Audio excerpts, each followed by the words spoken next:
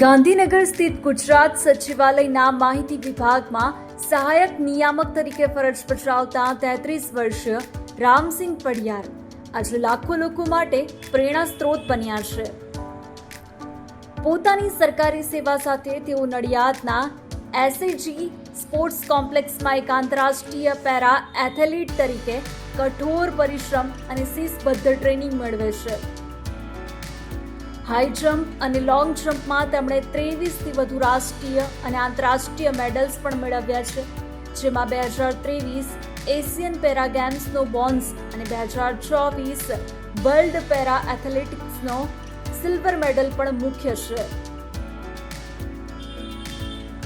સરકારી ફરજ અને રમતગમતમાં એક સાથે ઉત્કૃષ્ટ પ્રદર્શન કરીને રામસિંહ પડિયારે સાબિત કર્યું છે કે દ્રઢ સંકલ્પથી દરેક સ્વપ્ન સાકાર થઈ શકે છે। ગુજરાત સરકાર અત્યારે ઘણો બધો સપોર્ટ કરે છે ગુજરાતના એથ્લેટને।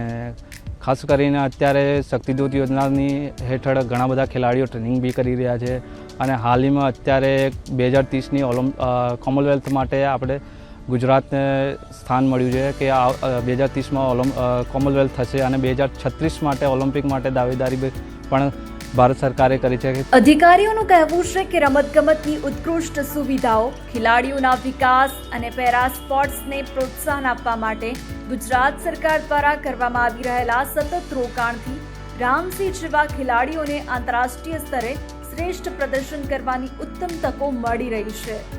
ગુજરાત સરકાર દ્વારા શક્તિદૂત એકેડમીઝ, COE, DLSS, ઇનસ્કૂલ, ખેલ મહાકુંભ એવી અનેક યોજનાઓ છે જેનાથી ખેલાડીઓને સ્પોર્ટ્સમાં કેરિયર બનાવવાનો ખૂબ જ ઉપયોગી થાય છે અને રાજ્ય સરકાર દ્વારા તમામ સુવિધાઓ ફ્રી આપવામાં આવે છે।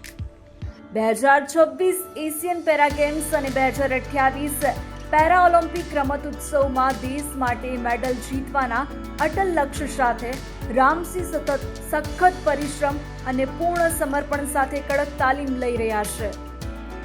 અત્યારે તો મારું એક જ ફોકસ છે કે 2028ના ઓલિમ્પિકમાં દેશ માટે મેડલ લાવવું અને ગુજરાતનું ગૌરવ પણ વધારવું।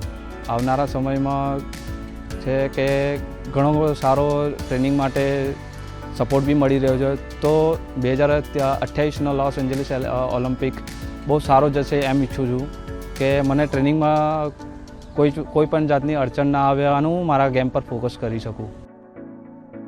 એક સરકારી અધિકારી તરીકે પોતાની જવાબદારીઓ અને એક આંતરરાષ્ટ્રીય પેરા એથ્લેટની સફરને સાથે લઈને ચાલતા રામસિંહનું એક જ સપનું છે, પેરા ઓલિમ્પિકમાં મેડલ જીતીને ગુજરાત અને સમગ્ર દેશનું નામ રોશન કરવાનું।